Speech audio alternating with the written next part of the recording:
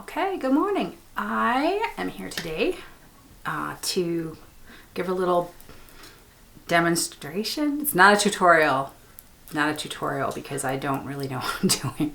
I'm going to be dyeing some cross stitch fabric, and I've only done one piece before of cross stitch fabric. I've done a lot of dyeing with RIT dye from, you know, clothes and fabric and stuff for other things, but I've never tried to like get a specific mixed color, and I'm not really going to do that today. I just kind of want to see how the dye is soaked up by the fabric. Now the fabric I've got is a 100% cotton. It's a Nessie, you're being loud. It's she's loud. She's a parrot. She's loud. So anyway, it's 100% cotton. It's Aida. It's a 25 count Aida. And you know, I don't know, you know, most of you have gotten Aida before, and it's crispy and stiff. And I don't like that, but I really like the structure of the Aida. I'm just starting with cross stitch, so I'm not ready for linen or anything like that, but I really like small stitches, and the coverage that I get with 25 count is really nice.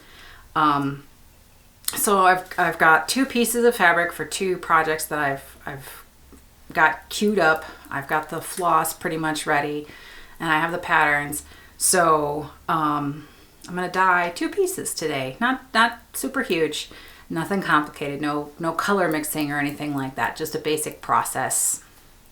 Chunk, chunk, chunk, how do you do it? Okay, so I'm gonna move the camera, make sure the light is still good, looks good. Light's coming in the windows really nice today. So yeah, I'll set the camera up. I'll be right back. Okay, so I've got a dish to bake, or a baking dish that I'm not going to use for food anymore. That's something that's very important anytime you're using dyes or chemicals or anything that's not food. If you use a food container, please don't, even if you wash it really good. Like, I don't know, this is an old, and there's like scratches, and I just know that dye is going to get in those scratches and it won't actually come out. So have a separate set, please, for dyeing. Dyes are one of the most toxic things that, I mean, it's really toxic. That's one of the big problems with fast fashion, right? And the fashion industry is the dyes are very toxic to the planet. So the first thing I'm going to do is I've got a canning jar here. So this jar it's a mason jar. So it can handle really hot temperatures and temperature changes. And I'm going to be putting almost boiling water in there. I suppose I'll measure today since I've got you watching me. I'm going to put a quart of really hot water, and I'm going to use 4 tablespoons of just basic cheap table salt. For the quart of really hot water. When I'm doing like big pieces of fabric or clothing, I'll get a pot on the stove and I'll actually bring it to an almost boil. Add the salt, add my dye, add my fabric. The heat is really good for cotton with RIT. I've never used anything other than RIT dye, so just take that for what it's worth. You know, this advice is just for RIT dye. So here's my little electric tea kettle. Gonna pour that in a little slowly so that you know, these jars are supposed to take boiling temperatures, but sometimes they crack. Get that. So you just have to really make sure the salt is well dissolved.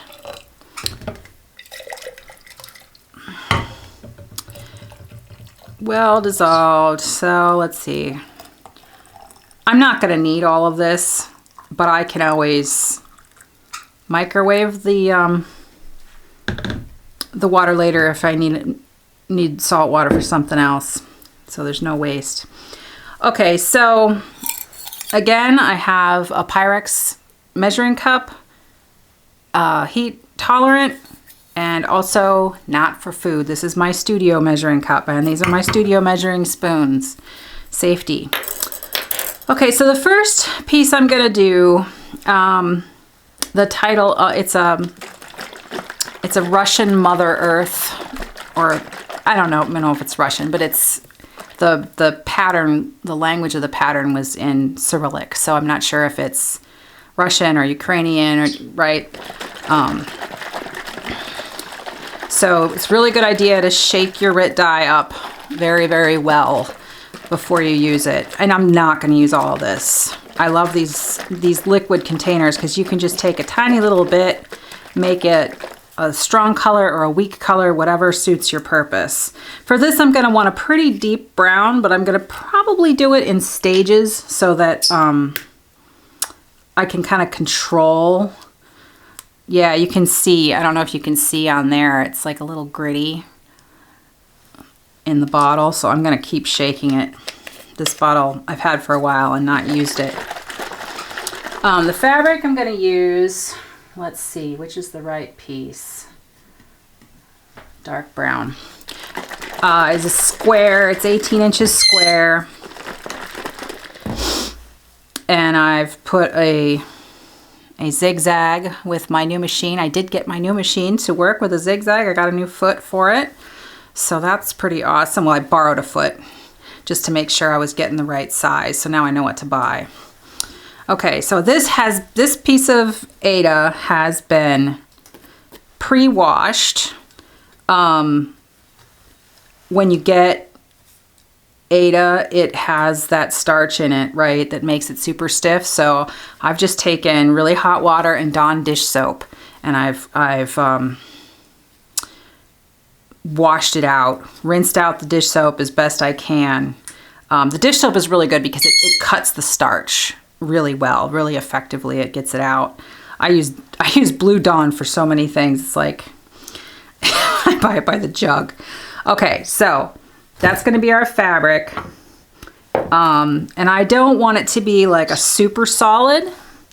So what I'm going to do is just dye it laying flat in this dish.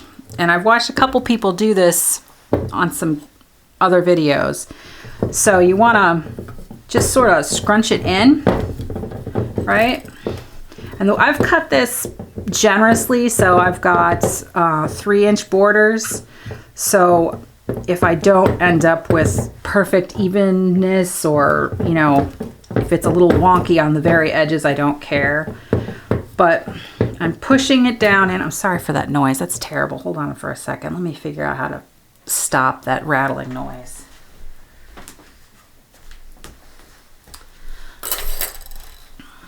Okay. I'm going to put a piece of batting under this dish. My desk here, my studio desk, is not level or flat or pretty, so that keeps it from rattling. Okay, so that's scrunched down in there, and I kind of want to have, you know, kind of evenly scrunched, if that's a good way to put it. Okay, so that's all set up. I'm going to slide this out of here for a second while I prep the dye. Okay, so I figure for that dish, which is about, what, that's like a 9-inch square baking pan. Let's see, is that all? Woo, that's hot. Woo. All right, yeah, trying to dissolve the salt. I need a longer spoon. Need a longer spoon.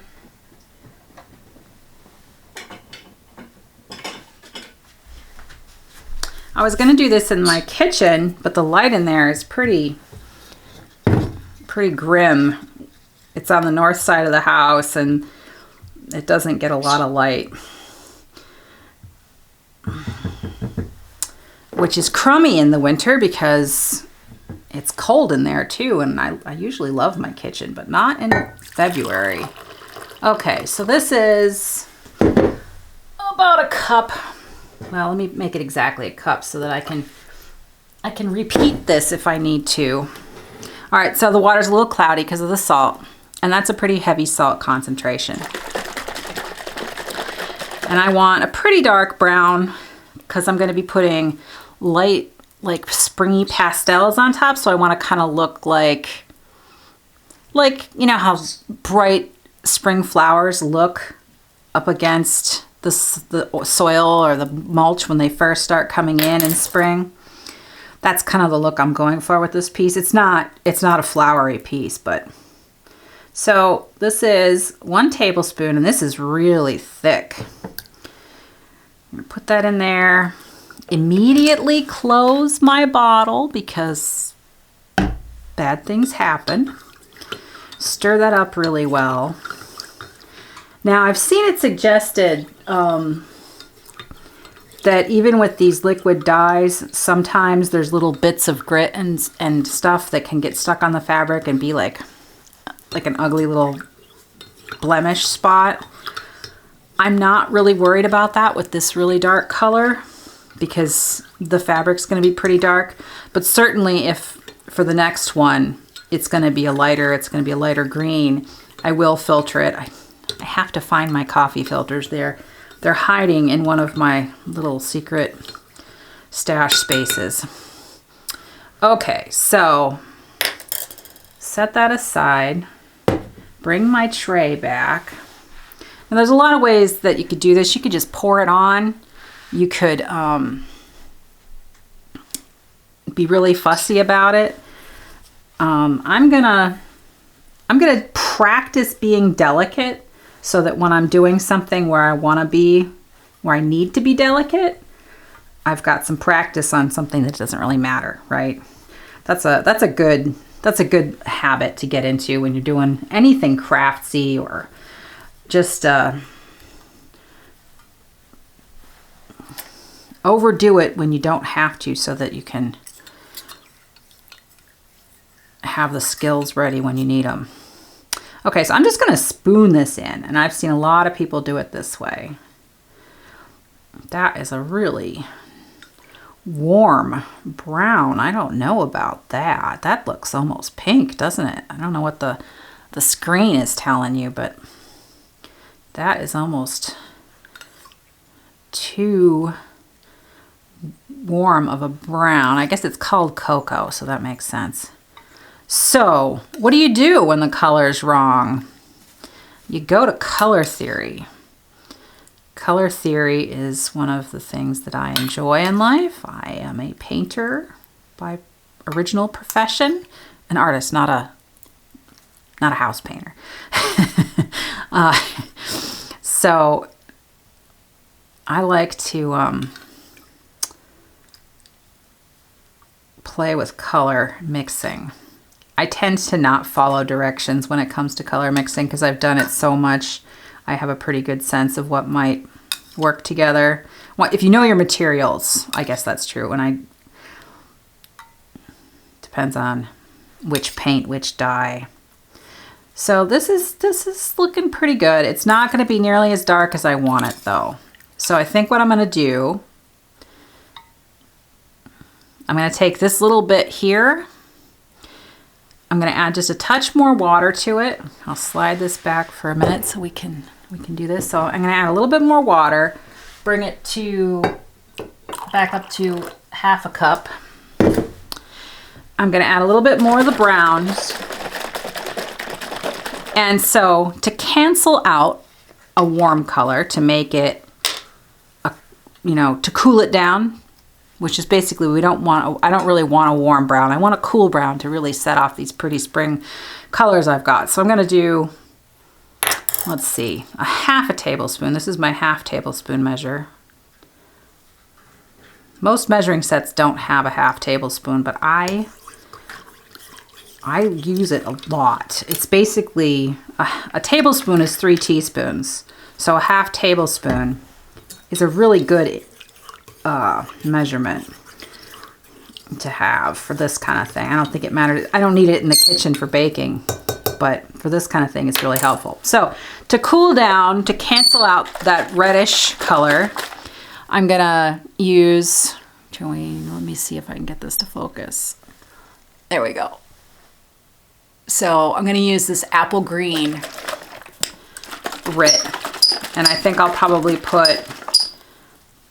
I'll start with the half a tablespoon, and we'll put some of that on there and see how that works. And I have to save enough of this to do my next piece, because my next piece is going to be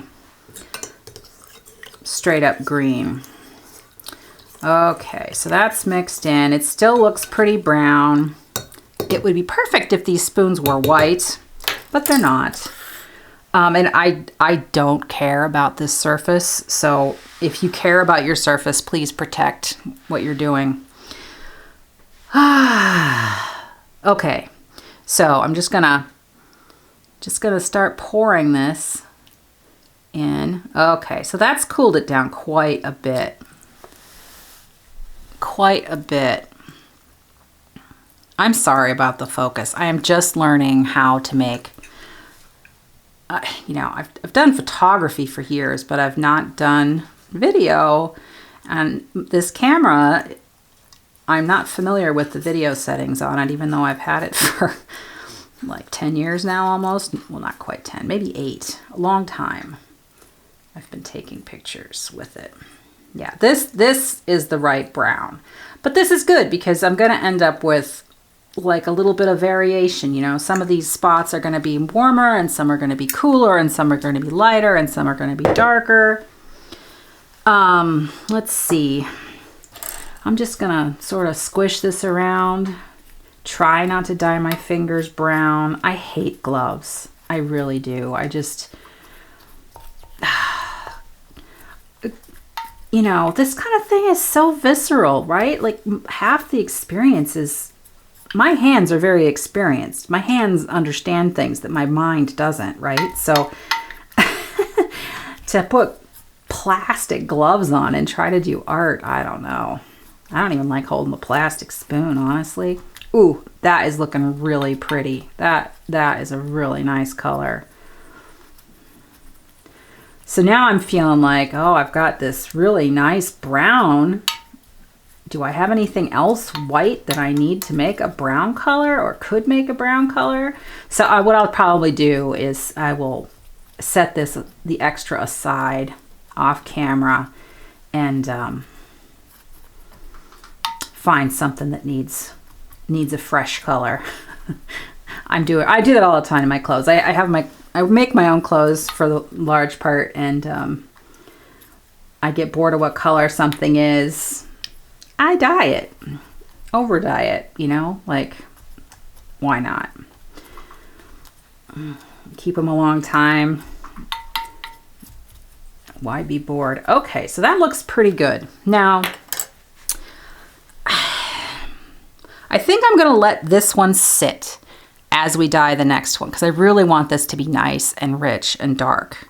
And then I will go to the next step from there. Okay, so I'm gonna slide this out of the way. Whoops, wait, I think I wanna keep my soundproofing, don't I? All right, now we've got this one.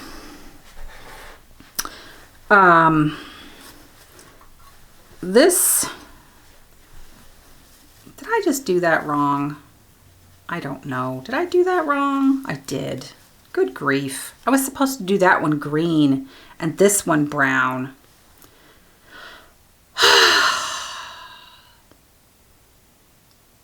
Great. Now what?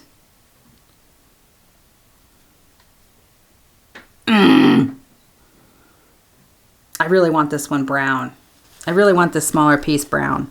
So what I'm going to do, they're both going to be brown. We're just going to forget the green for today. Okay. So I'll do the same thing here. I'm going to scrunch this up. This is a smaller piece.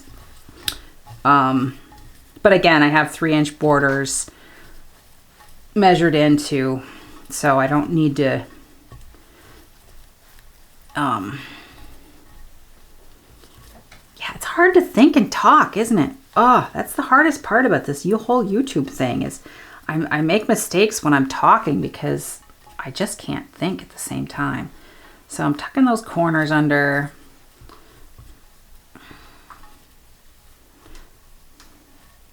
Maybe my subconscious is like, you really do want both of them brown. My conscious mind doesn't really know what I want or what would be best. Okay, so I'm going to smoosh that down in there. Okay. And again, I'm really sorry if I've got the focus all screwed up. So what I'm gonna do is I'm gonna take this extra, and I'm just gonna pour it off into this one.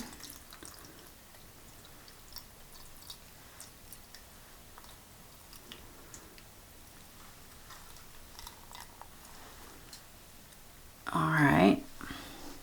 So now you can kind of see how pretty that is. I really like that. Okay. So now we've got this one. And let's see. This can be a lighter brown, I think.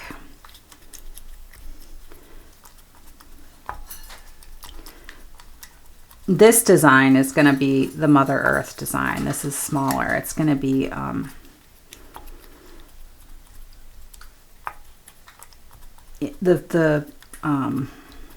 well, I've got it right here.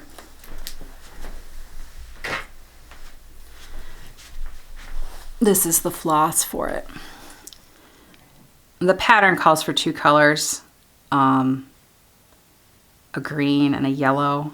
I might use some yellow, but I kind of like the idea of doing it all green. But I've got this. It's unbranded. I bought somebody's old stash. Somebody selling their grandma's stash kind of thing, and I really like this color. So it's just like a happy accident. Like I really enjoy that about buying used or secondhand or sight unseen. I like that. Okay, so that's the floss. It's not DMC floss.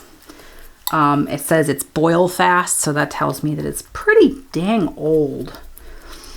Pretty dang old, but there should be plenty for what I'm going to be doing. Okay, so that's more of a light brown. I don't know. I don't know if I like that. That's a little bit too blah. So what I'm going to do is, again, I'm gonna take and pour it off.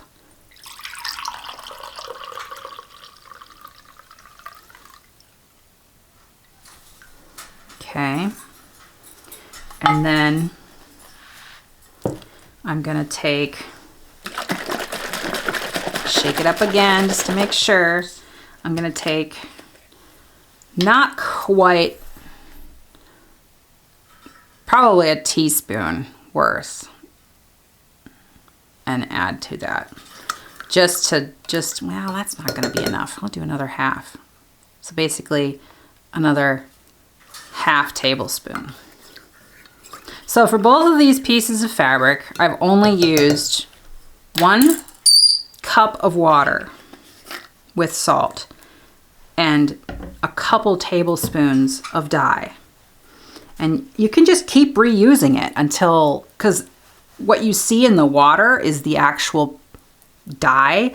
And if you leave it, if you have a big enough piece of fabric that you're dyeing and you have a small amount of water with the dye in it, the fabric will take the dye out of the water after a certain amount of time. And a certain, if you have enough fabric, it'll take all the dye. And that's the best way to not waste anything, right? It's kind of hard when you're doing smaller pieces like this. But when I'm doing clothes, I try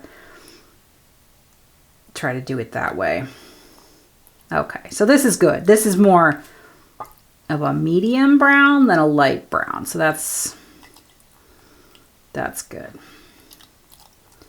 I've kind of been in a brown phase lately. I made myself a skirt. And this, I thought it was a pretty brown calico, but I don't know. My husband, he's rarely says anything about my clothes one way or the other. He thinks it's cool that I wear crazy stuff, but he said, I don't know about brown.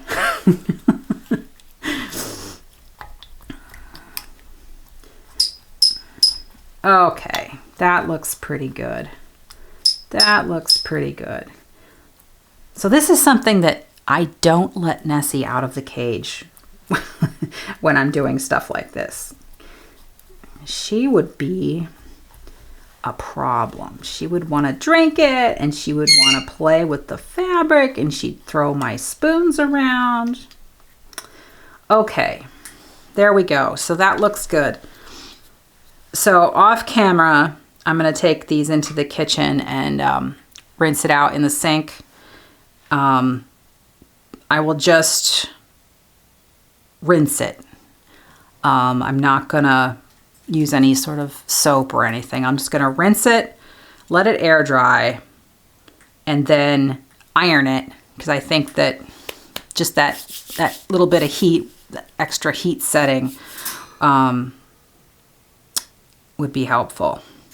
And then I'll show you my finished results when I'm done with that. But that's it. I mean, it's not complicated, and it's so much cheaper to buy a big piece, especially of Aida. You know, if you can buy a square meter of Aida, which is what I did, I think it was like 40 bucks-ish.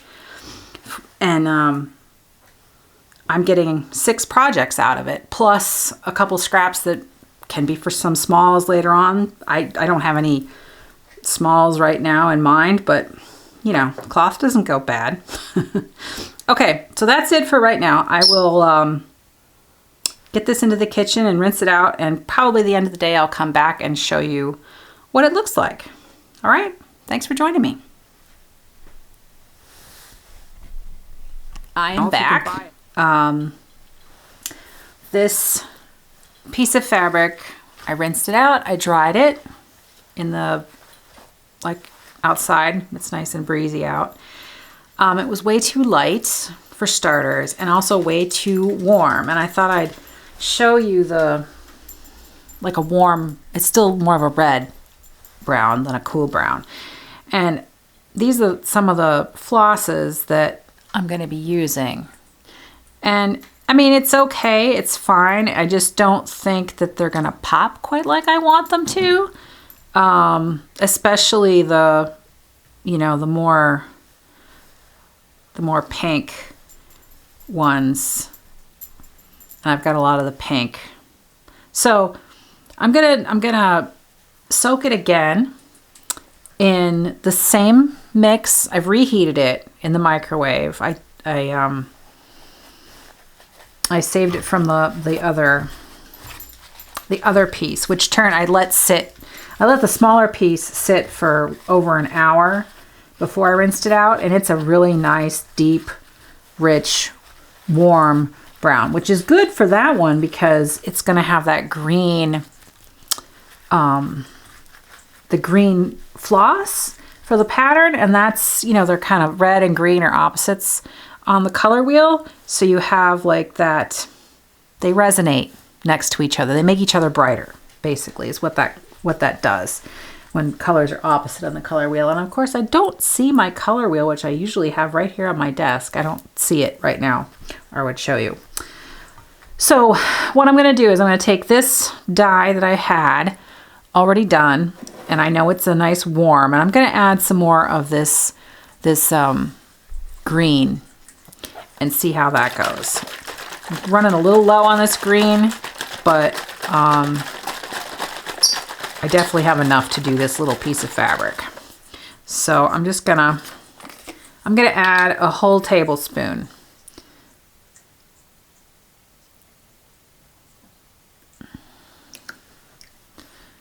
Give it a stir. Stir that around. So fabrics lighten a lot when they dry. So when you're dyeing fabric, you know, if it gets way too dark, that might be a problem. But if it's wet and you think, oh, it's a little dark, it's probably going to be fine. It's safer to just let it air dry and then come back and do another layer. One thing to do if you're going to come back and you don't want like hard edges, re-wet it. Like I've re-wet this. I don't want to, if I put it in there dry, I'd end up with like really sharp edges as the dye soaks in. And the wet, it just kind of softens all those edges. So I can see I need a white spoon, don't I? That would be really handy. Something white. Ooh. Paper towel? Do I have paper towel? No, of course not. Ah.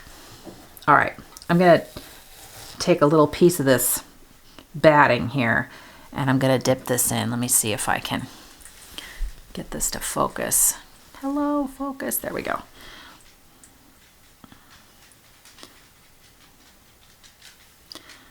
That looks a lot cooler. More green. Okay. Ugh. I'm going to end up with brown fingers. Okay, I'm just going to pour this over the whole thing. And I will probably let this sit for an hour in this darker batch. Now the parts that are not submerged are going to stay lighter than the parts that are submerged, lighter and warmer brown. So I'm just going to push that all in there, and I'll probably come back in about half an hour and I'll flip it around so the high spots are down, and then let it soak for another half an hour. That seems to work. So you can see it's cooler. And just moving it like this too, that helps. So you don't end up with like a lot of contrast, like light spots that are really light, dark spots that are really dark, and not, you know, and then like a strong definition in between. Okay, so I'm just gonna let that sit right here and flip it in half an hour, and then rinse it after that, dry it, and I'll come back and I'll show you both pieces.